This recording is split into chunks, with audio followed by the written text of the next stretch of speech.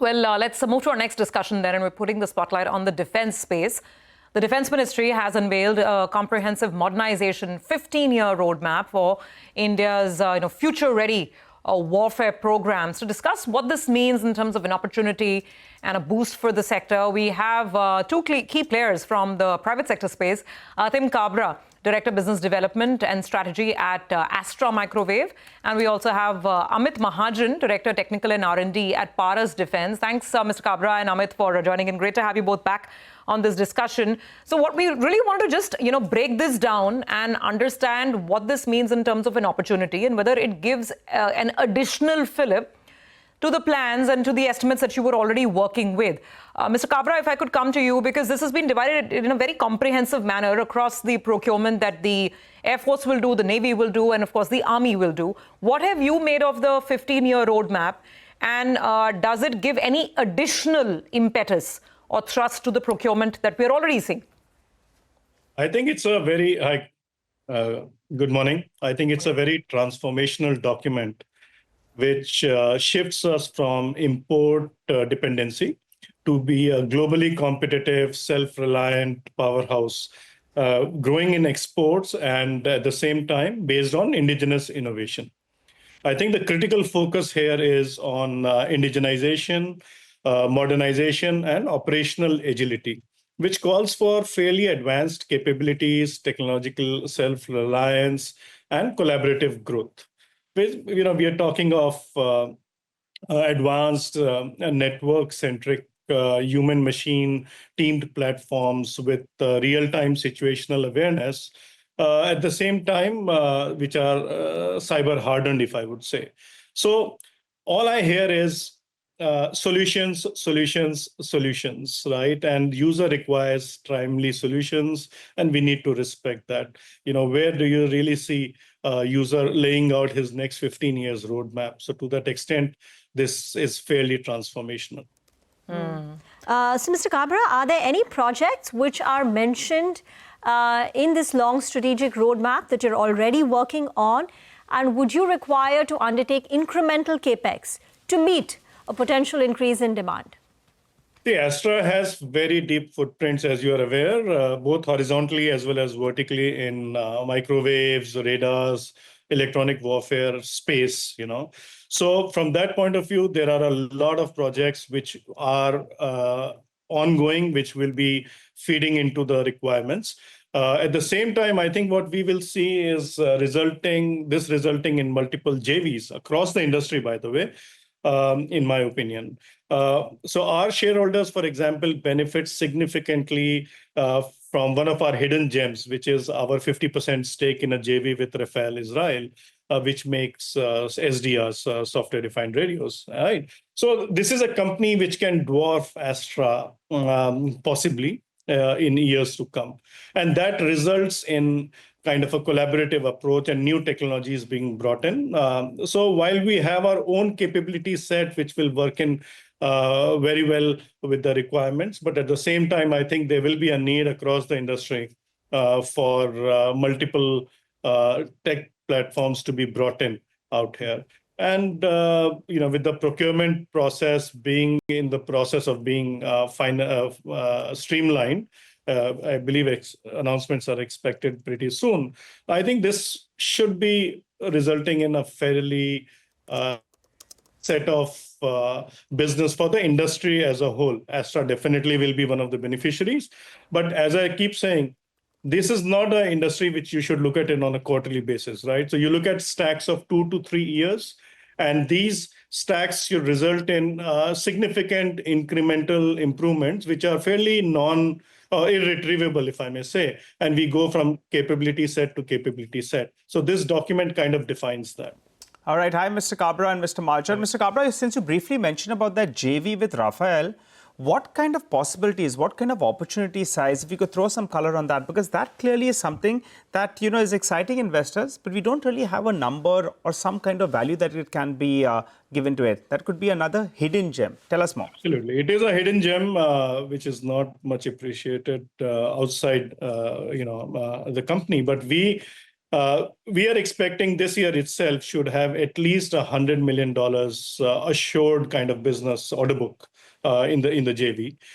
We of this, about 35% odd flows down to Astra itself. So it's a fairly significant business which adds value not only to the overall space, but also Astra, which ends up doing significant work for the business. Okay, so the JV itself, so the JV will create a value of about $100 million, right? And then it'll be shared. Order book. The order book. Yeah.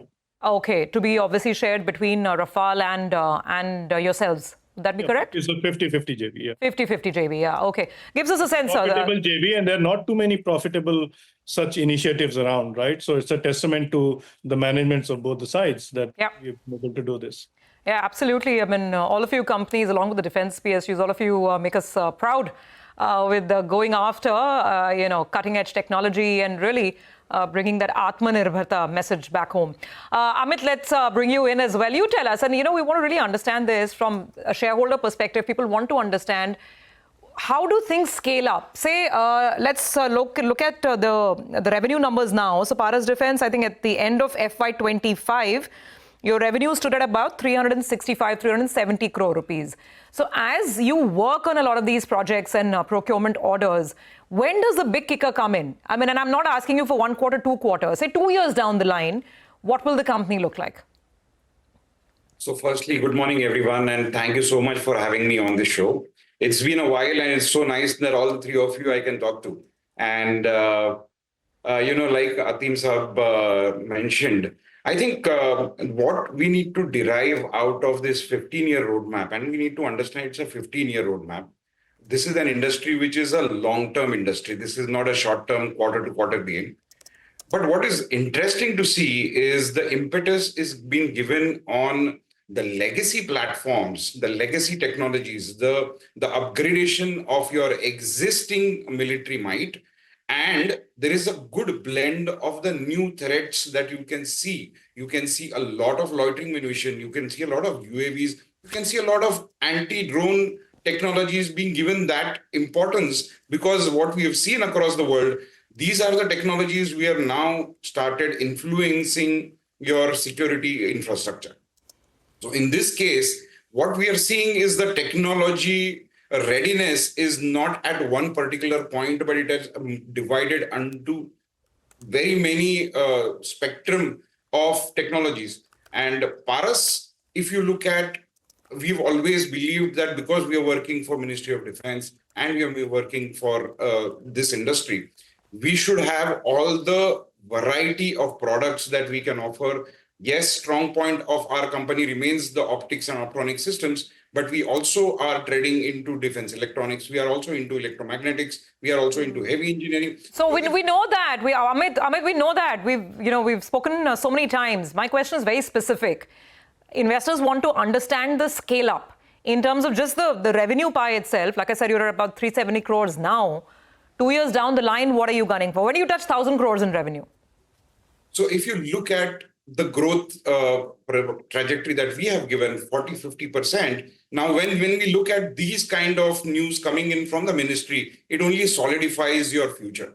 You are not looking at an inflection point where you'll take this to 100-150% growth. You will phase it out. Everything does not come at one particular point. So these are programs which will percolate down, and you will have a linear growth. 40-50% when you're looking at a growth, this only justifies that and maybe improves that particular possibility. Okay.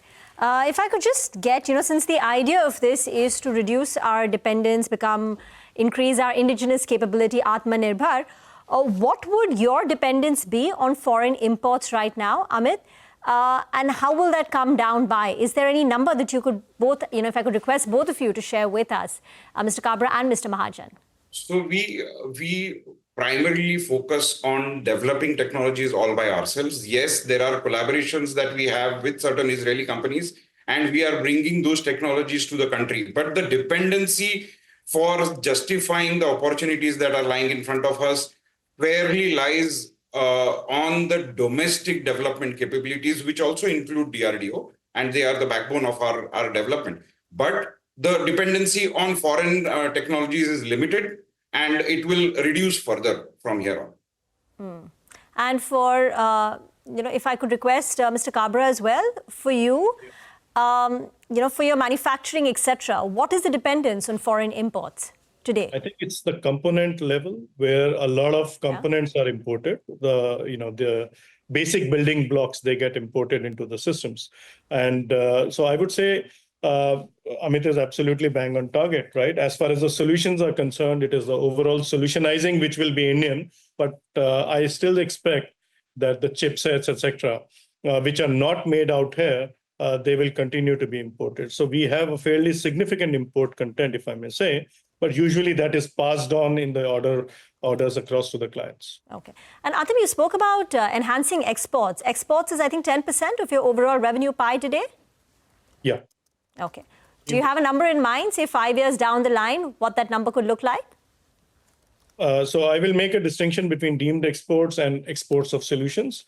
I would say export of solutions is something 5 years down the line should be at least 10 to 15% of the company from nearly zero at this point in time. And that's a very significant playbook that we are talking about, because by the end of this year, Astra is expecting that we will have completely indigenous, completely 100% Astra-owned, at least 3 radars plus very significant counter-drone systems with latest technologies built in multi-layered approach.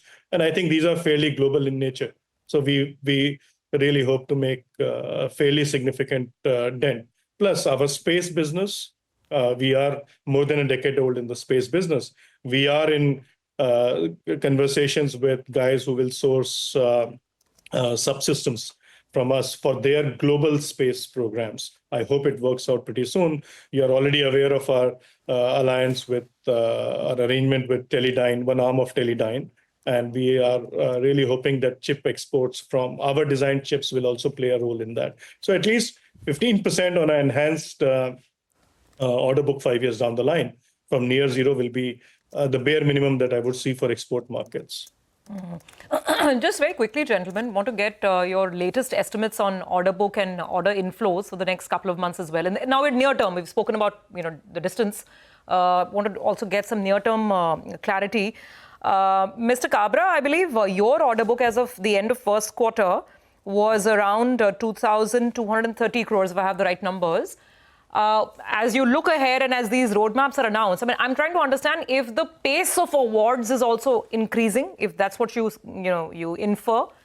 And where do you think the order book position is going to be over the next couple of quarters? You'll be executing it as well, but in general, I mean, how will it move? Astra has a guidance, if I'm not wrong, of about 1,300, 1,400 crores for the year incremental order book, which shall come in. The incremental part, right? Okay, which grows on, and then from that is reduced what we produce for the year. I think what we are looking at is, you're aware that we discussed last time, we have a significant order which has come in from Bell. And if we are able to procure that quarter end, it adds nearly 1,500, 1,600 crores over the years to our order book, right? Of which certain part will come in almost immediately. So we are fairly well placed, and we are quite confident they will achieve the order book that we are talking about. And Amit, we are talking of this 1,500 odd incremental going up to 3,000 plus. Got it. So 1,500 crores, and if the BEL procurement materializes, then it will be going up to 3,000. Amit, same question to you very quickly. I think you are at just under 1,000 crores. What is the pipeline looking like for the next 2-3 quarters? You're right. Our current order book is closing to between 900 to 1,000 crores. Yeah. We are looking at a good inflow of orders and a good revenue output as well. So with all of this put together, we should be closing this financial year with at least 50% better order book than what we have right now. So 1,500 crores. Order book by the end of this year, 1,500 crores for Paras. Yes. Got it. All right, very quickly, gentlemen. The scope is big, the opportunity is big. You have the government that's backing you all as well. Big runaway ahead. What about R&D spends? What is it currently, say, as a percentage of the sales mix, or if you could quantify it? And where do you see that headed? Because we have to be ready for a bigger runway, right? Amit, you go first. So it's very tricky when you're working with defense and you're working with DRDO to earmark an R&D spend, because you're doing almost 30 to 40% of your revenues developing technologies with DRDO. So this is all that counts as an R&D effort that you're putting, you're developing technologies. So especially proactively doing R&D is on technologies that are new, those are global in nature. And here for Paras, it is less than 10%, about around 5-6%. And this will continue to remain here because we are extensively extending our R&D for DRDO. Okay, got it. All right. Atim, you want to come in as well? Yeah, sure. Guys, Astra is front-loaded in terms of its infrastructure. So we are not looking at any incremental outlay, which is dramatically different from our yearly outlay on R&D. We have built up very significant capabilities and the machines, the testing equipment. We are very well placed, I think, to deliver. I think what we need to do is to cope up with the enhanced business which we are expecting. We would be constructing within our premises another production floor, etc. And I think that's where a little bit of money will go in. But R&D wise, we are very, very comfortable. Okay, all right. And just to clear the air, Mr. Kabra, you hold close to around 3% in the company.